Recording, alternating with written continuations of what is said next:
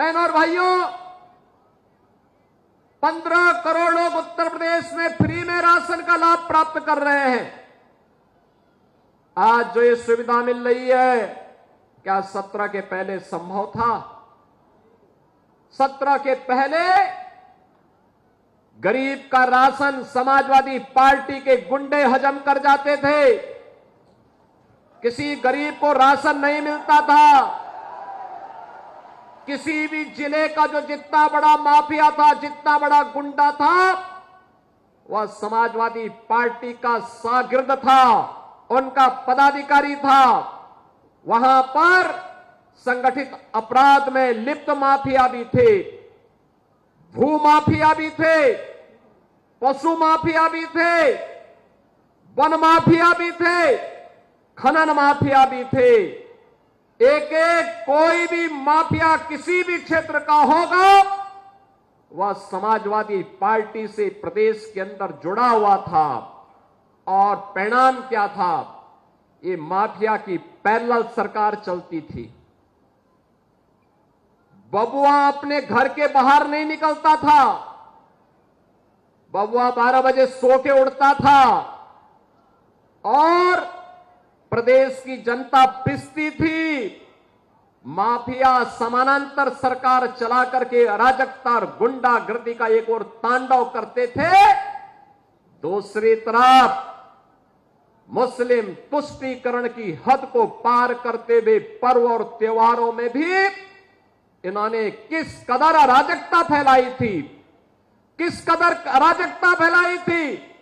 होली हो या दीपावली, रक्षाबंधन हो या शिवरात्रि, रामनवमी हो या जन्माष्टमी, इन पर्व और त्योहारों को इन्होंने बैन कर दिया था।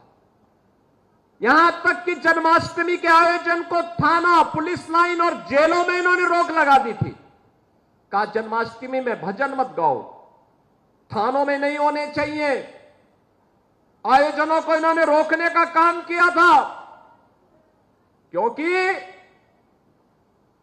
हरे रामा हरे कृष्णा की धुन कुछ लोगों को पसंद नहीं थी, इसलिए समाजवादी पार्टी इसको बैन करती थी। कांवड़ यात्रा पे रोक लगाते थे। और किस कदर की अराजकता थी। दुर्गा पूजा में अयोध्या का दंगा किसने नहीं देखा?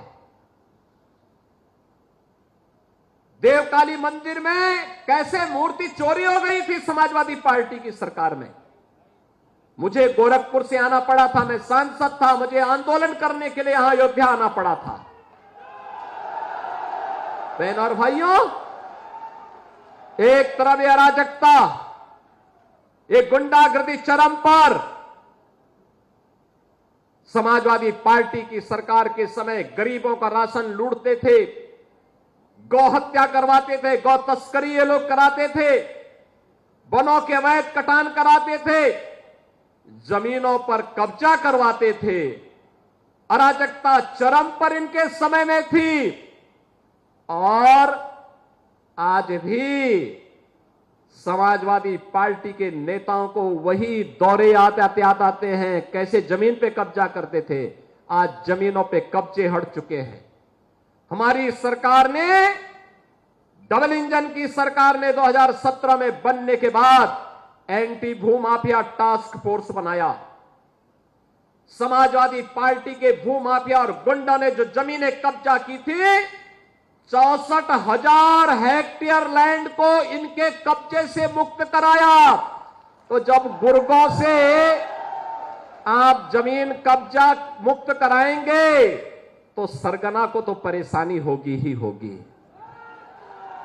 और सरगना आज इसीलिए बार बार बोलता है कि अयोध्या में जमीन घोटाला हुआ है। मैं उनको बताना चाहता हूं, अयोध्या में जमीन घोटाला नहीं हुआ है।